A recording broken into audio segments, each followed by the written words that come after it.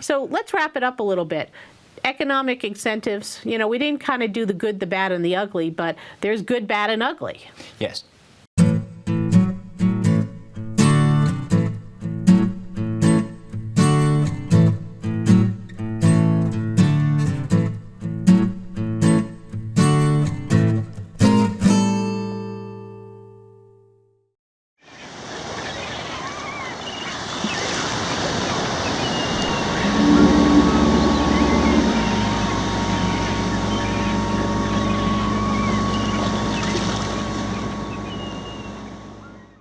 Do we know how to do this anymore, Paul? Okay, it's been a couple of weeks.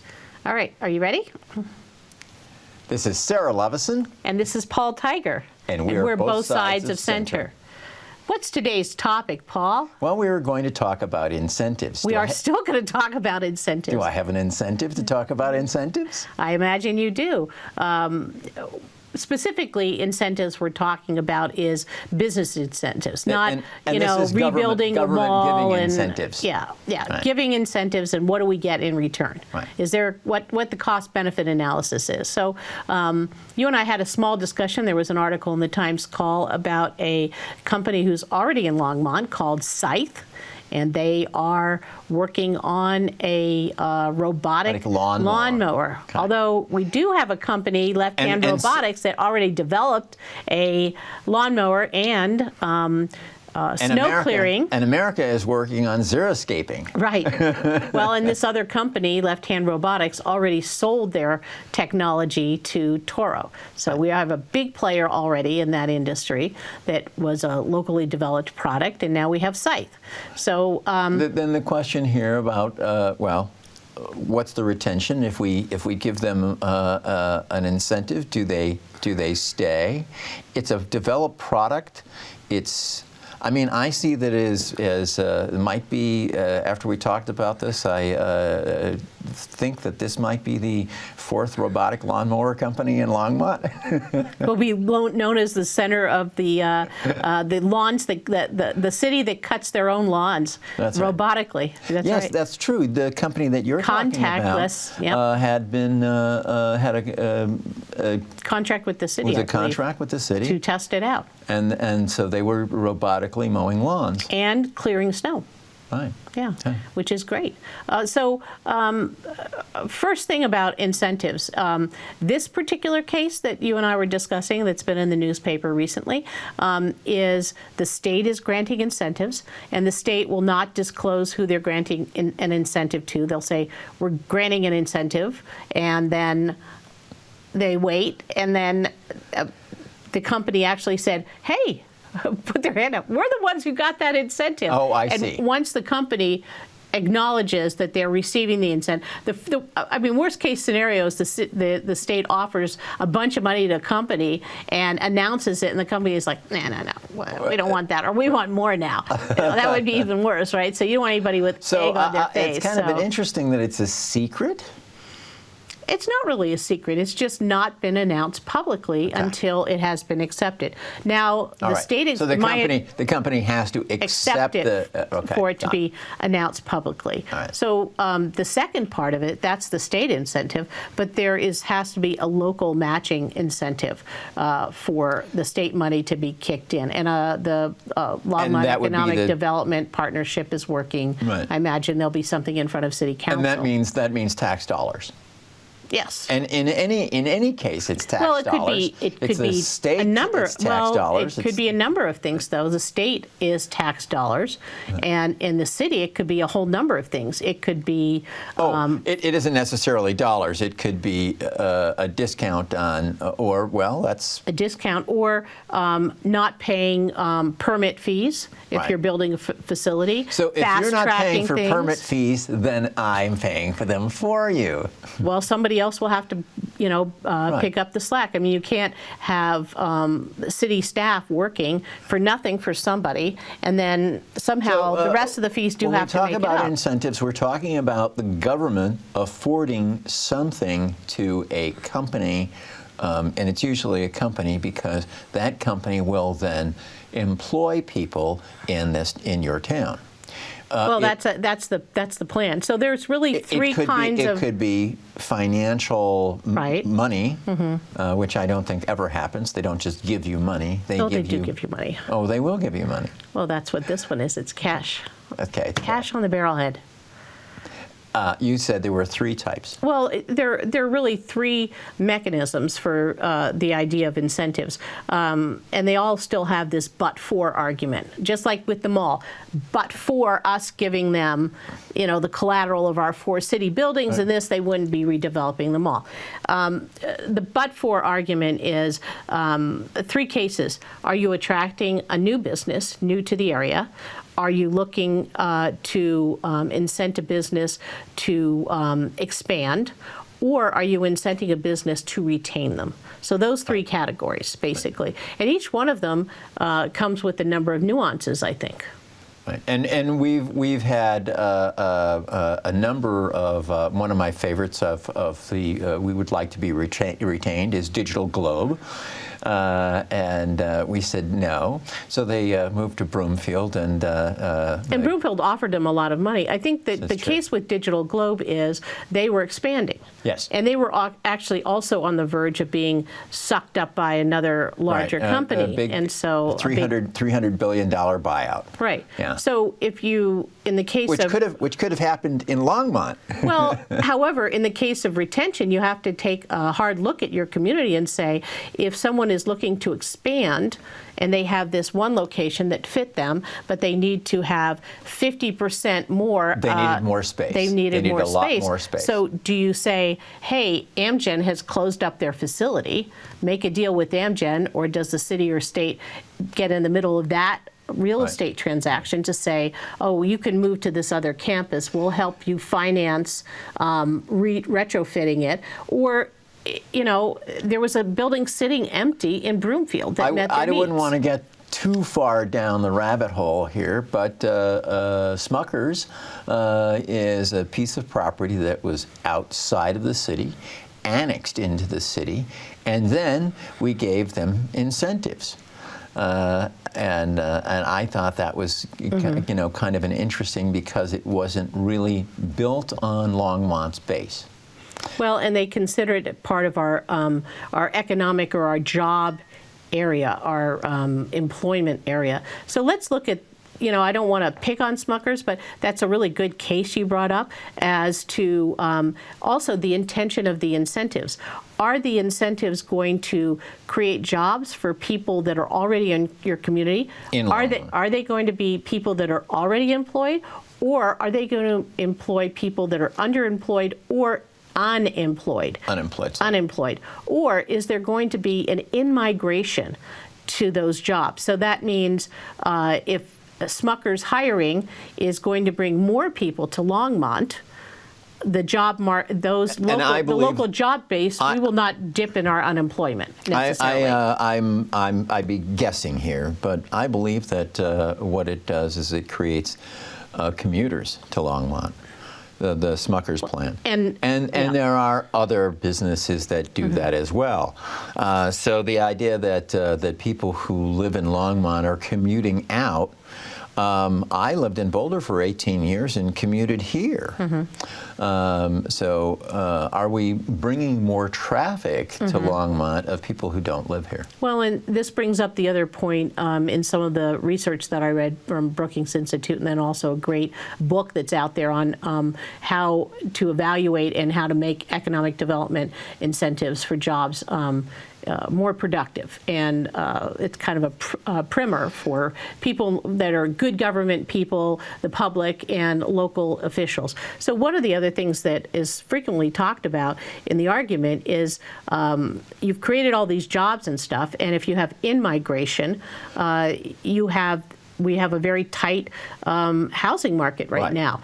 If more people are coming in, they need housing. They will need schools. The other point that you made about commuting, if having this new business forces the expansion and refurbishment of roads, that's a very, very infrastructure investment. Traffic signals, so forth. Doug Brown, the late, great Doug Brown, who was on our city council. And he was always talking about the feeders and the infrastructure and what we're going to do and how urban is the city going to become. I love that Doug always wanted to find the point, the population break point at where a town becomes a city. And we're a city now. There's no denying that. So frequently people, and there's not a lot of, being on city council, we weren't given this in-depth analysis about how, and I wish something as solid economically as these other articles I read there recently from Brookings and this other book from 2018 outline, is how to really make an evaluation of an economic development incentive. And well, that's really interesting thought about, it's not just cash outlay, all the different things, plus what's the impact, like we say, if people are coming to the Smucker's plant or whatever plant they're coming to at a distance, what's the wear and tear on our infrastructure for that? And since our school district is a large school district that encompasses surrounding towns, if, for example, people are commuting into a facility to work, they're going to bring families, again, stress on our already tight housing market, but will those wages actually be able to have people afford housing, or are we going to have to build more affordable housing and to subsidize that? If it's not affordable, if they can't live here, then they're going to commute. There's lots of reasons for commuting. I mean, I like where I live, and I don't want to live where I work. I don't want to necessarily walk out of my house and into my office, but actually that's what I do nowadays. Well, in any case, you know, because our school district encompasses those other towns, and people are coming from Weld County, and so it impacts the entire school district. And so if you have to think 5 years from now, the impact of these jobs, especially if people stay, is that we're going to have to build more schools. Then you have to somehow figure that into your calculation of the incentive. The other thing about Smucker's, and this is getting into maybe too many fine-tuned details, but a lot of the incentive ideas are devil in the details. When those job impacts were being, and the salaries were being allocated to the incentive package, they were negotiated as if they were Weld County salaries, not Boulder County salaries. And the argument was made that Smucker's is in Weld County, just in Weld County, but the assumption was that people were going to be commuting, and our draw of employees for that facility were going to be in from Weld County. Right. So are you saying that they paid them a lower wage? Yes, the wages were lower. Their estimate. Since then, the minimum wage in Colorado has risen quite substantially. One would think that they're, paying minimum wage at least. I have this this other thought here about Longmont. So this show is about Longmont. Yeah, it's about Longmont. Okay, all right. So Longmont is the home of the hard drive.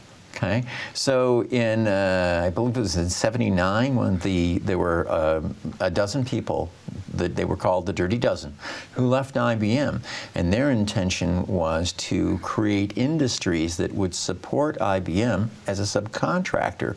And the first thing that they all did was IBM was making $70,000 hard drives, so they went into the hard drive business. So who were those companies? Can you name a couple? The PC. Well, there was Storage Tech, which made big drives and tape drives, but Miniscribe started in the basement of a house here in Longmont. The neighbors began to complain because of the truck traffic. Okay, someone had built a Class 100 clean room in their house.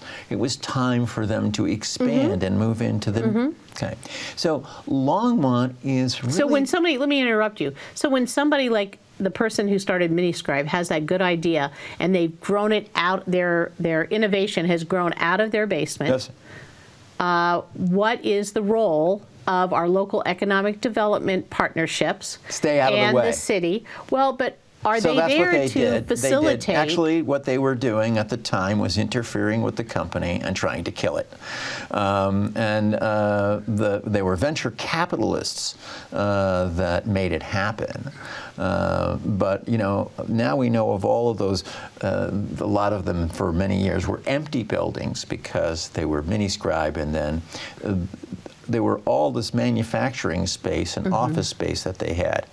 And they either downsized or, as happened with many companies in the 1990s, the manufacturing was sent offshore. Yes, to Thailand and other places. Right. Yep. So I know I was an engineering tech here in this area, and I worked in manufacturing, but all the manufacturing went offshore, and I didn't want to.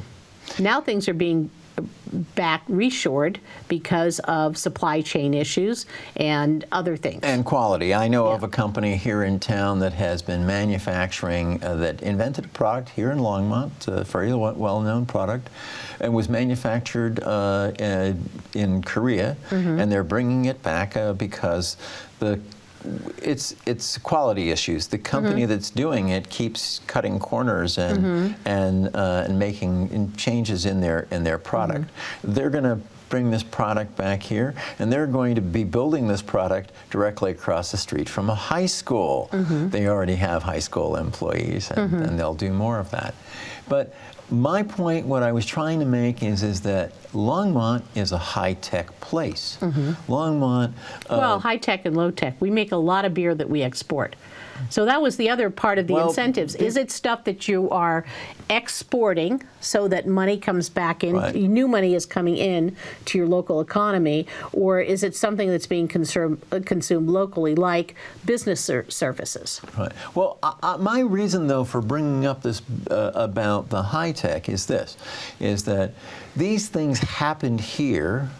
There were people, yes, it was IBM, spill-off from IBM, guys who started various companies, Connor Peripherals. You know why Connor Peripherals didn't build hard drives in Longmont? There wasn't enough room for them, so they went to Louisville. And that actually was a lot of it. I think that STK could have been in Longmont, had offices in Longmont, had facilities in Longmont. We just didn't have the space for them. And of course, they got a great incentive in Louisville and built new buildings there. So my concern, though, now is about bringing non-high-tech businesses.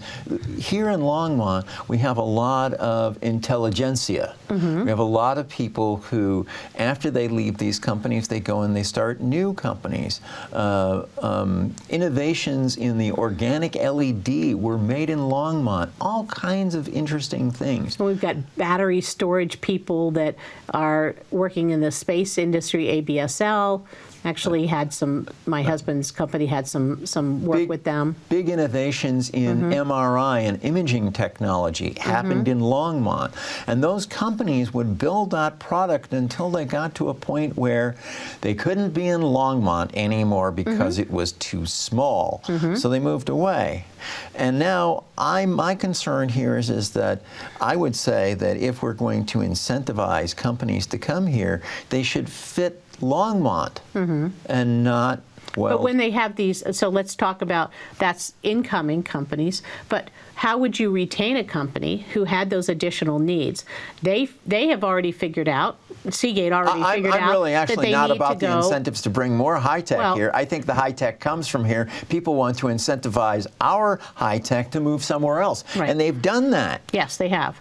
But in the, when you get to the, so we get the higher paid jobs, it seems, are the brain power jobs. The reason they ship manufacturing overseas is it's cheaper to pay somebody and then ship that product back here. It's not all that. A lot of it had to do with U.S. regulation and taxation. Which is something at a local level or an state economic development level you have very little control over. So we're going to kind of ignore that part of it, and say what we actually can control. So in the case of Smuckers, we had it in migration. the other case where I know Foxconn in Wisconsin, the Chinese company, and they were going to build a huge plant, that still hasn't come to fruition. And the state of Wisconsin just basically said, take all our money to come here. Right. Same thing with Amazon. Amazon. So we had this discussion the other day, is that why are all of these local companies, local cities, bending over backwards to give incentives to Amazon to come to take over your town? Well, New York figured out, they did the ROI on it, the cost-benefit analysis. And return on investment. Return on investment, and they decided that Amazon, first of all, Amazon, touted that all those local people in the slums would be employed. Right. Well, not really, that those people would still not have jobs. The landlords would raise their rents, and their neighborhoods would be gentrified. They couldn't afford to live there anymore, and those other Amazon employees. So again, this is back to, are you employing a local tax base? Are you employing people that are already employed? Are you employing the unemployed? Or in migration. So when I think of Google moving to Boulder, well, that just seems, a perfect match. That lots of Boulderites would work there.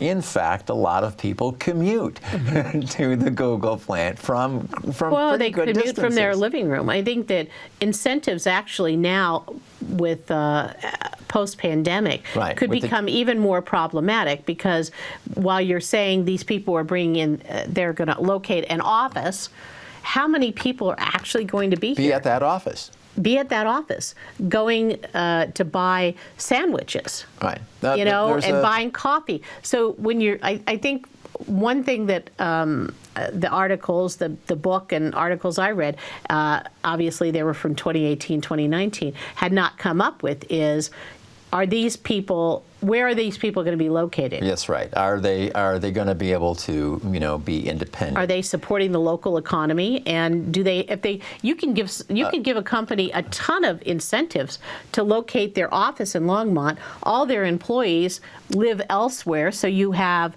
to recalculate the effect on your social services, your public services, your road commuting, your school impacts, if they say half their employees are going to be remote. So we're discussing incentives at the edge of a new paradigm. Yes, and we have to figure out new stuff. I guess this is the conclusion we both came to, are, the old-fashioned incentives relevant. I have a friend who works for a big telecom, and he came in on a weekend just to collect some papers, and the security guy thought that he was there to turn in his badge. He says these guys all quit on the weekend so they don't have to have exit interviews. They come in and they throw their badge in the basket and leave. And he says this is a large company where people who were asked to come back to work and decided not to. They enjoyed working from home, and they can find another company to employ them from home, or maybe they're going to do like I do, just go fishing. So are we going to now look at, with this revelation we've had, look at economic development incentives that we're competing with, Peoria? We're not. Lower cost of living. Somebody can, telecommute from Peoria and come to Longmont, once every 6 months and be in the hotel for a few days. The idea that we were competing up and down the Front Range, that we were competing with Louisville, because they really do have a really good high-tech. Well, they also have a lot of room. Right. Yeah. And if that's who we were, so that is, if you want to live here, where you can, when I wake up in the morning, I look out and I see that beautiful view and I go, I'm glad I'm here. Or if it doesn't matter, wherever you are. Well, this is part of that but-for argument. Would a company come anyway? For example, Scythe, they are already here. That's right. So are we giving them a retention incentive? We're giving them I think it's retention and expansion. So the question is, they've got a whole bunch of, I looked at their website, they've got a whole bunch of, people on their team already. We are really incenting them to say, hey, please come and stay and grow in Longmont. Stay in Longmont. But at some point, they're going to be too big for Longmont. and then what do we do? And then there's other companies that are already bigger than Longmont. Let's say Seagate, who has offices all over the world, and they have an office in Longmont. A campus, really. A campus in Longmont. And so, what was there an incentive to bring them here? Yes, there was. And the incentive was not from the government. The incentive was the intelligentsia was already here. The people who knew how to build these products lived here, and they got up every morning and looked out the window and said, I don't want to move away from here. Right, right. So some of it is a no-brainer. We have a great quality of life, and so again, you have to kind of balance. Are you incenting people to come here because it's the armpit of the nation, or do you recognize That's Elizabeth, New Jersey. You name any city, and we can find pros and cons with it. However, what I guess the values of that company and attracting with their CEOs. The other thing I heard about Digital Globe is that the upper level CEOs couldn't find a good more than $1 million house in Longmont. And that they could, if they relocated to Broomfield, they could be down the road and go to Highlands Ranch and Castle Rock and find a much bigger home. So again, it's these very the incentives also really have to do with where people will live. Yes, is it affordable, but is it pleasant? Is there a bus line for your people that are lower wage workers of that company to not have to pay to commute to have that car? Is there a bus line that, like IBM, actually the bus from Longmont on the Bolt stops at IBM, because they're a big employer. So having those advantages, but again, that's another thing you have to look at. There aren't enough seats on that bus. There used to not be enough seats on that bus. Yeah. So, we didn't get to dig into a lot of details, but I don't think anybody watching this program wants us to go through like numbers and putting up charts. There is going to be a time where we do that Ross Perot thing. Not this week.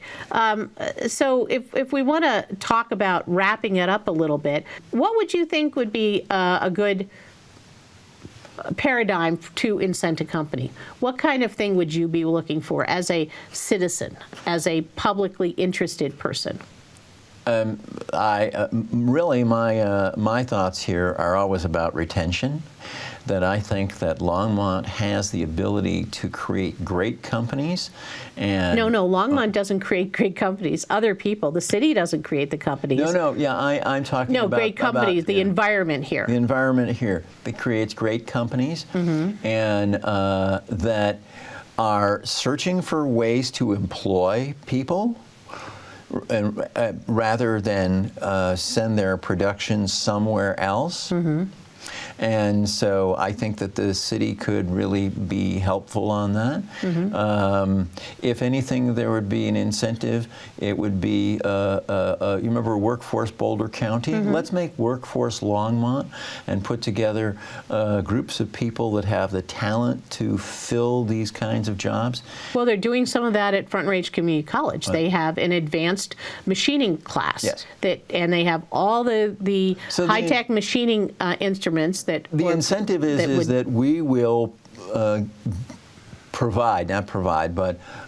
support education and training that is for your industry.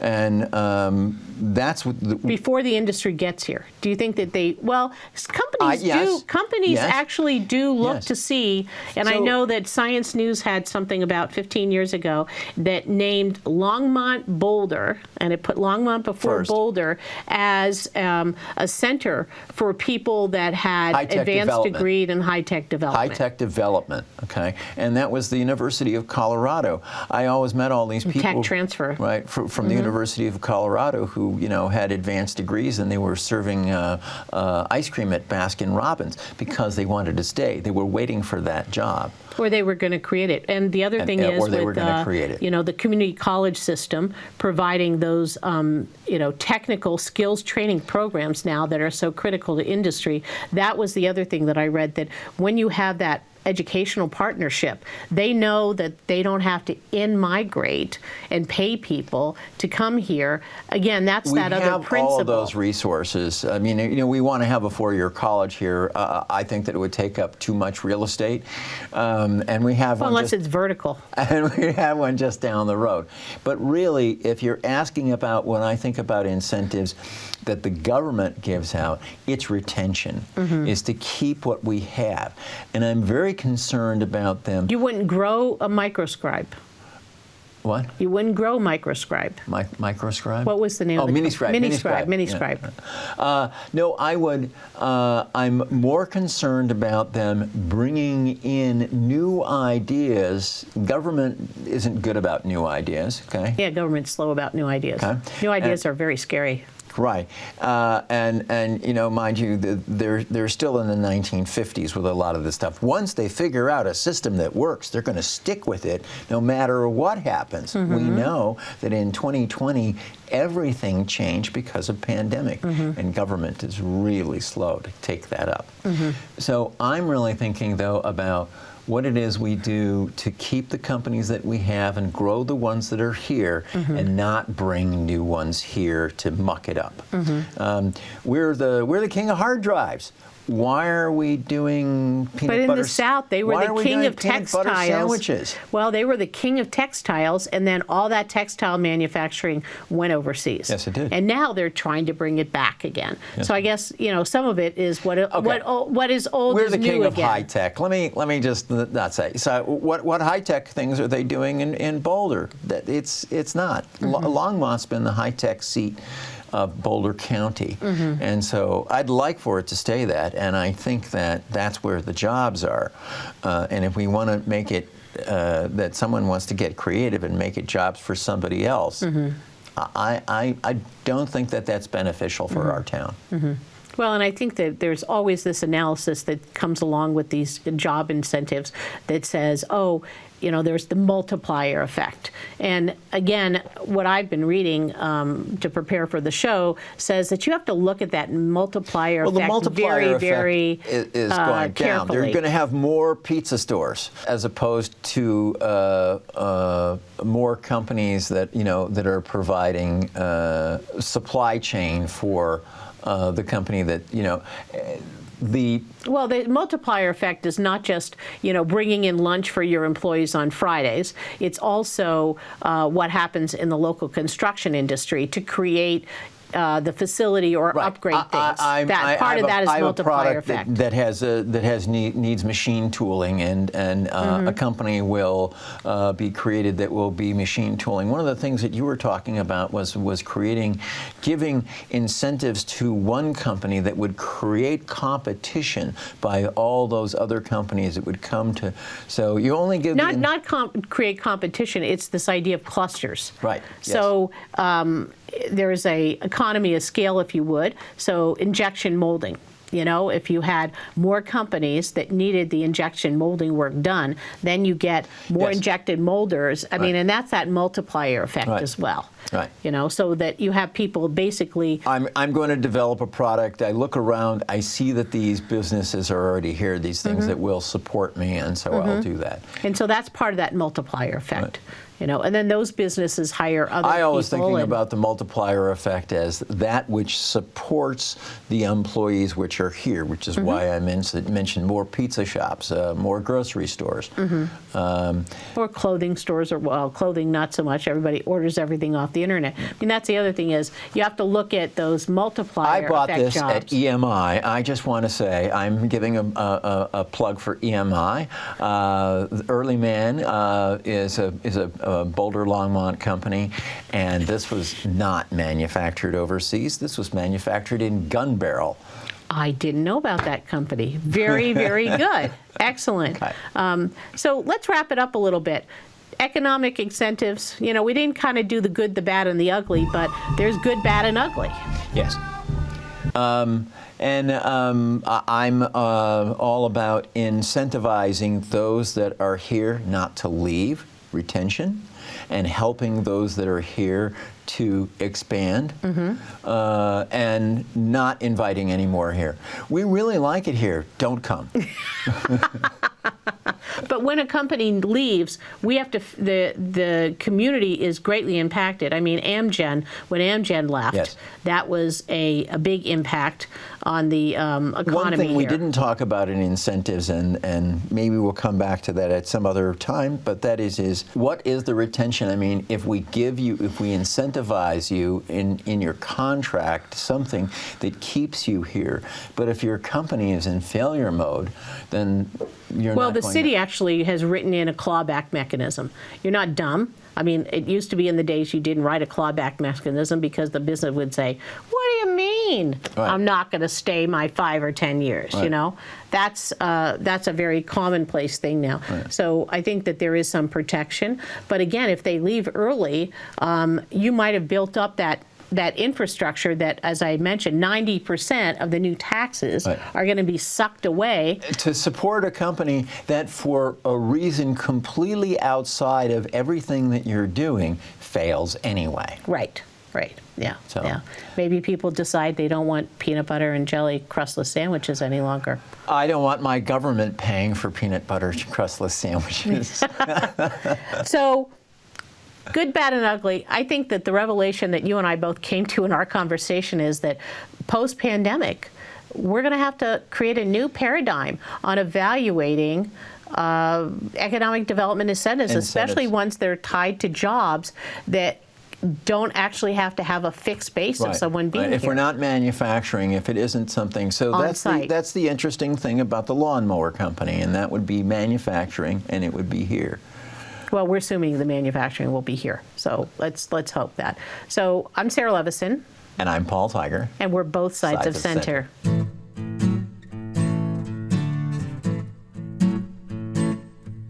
Sarah did a lot of the talking, but that's okay. She did most of the research.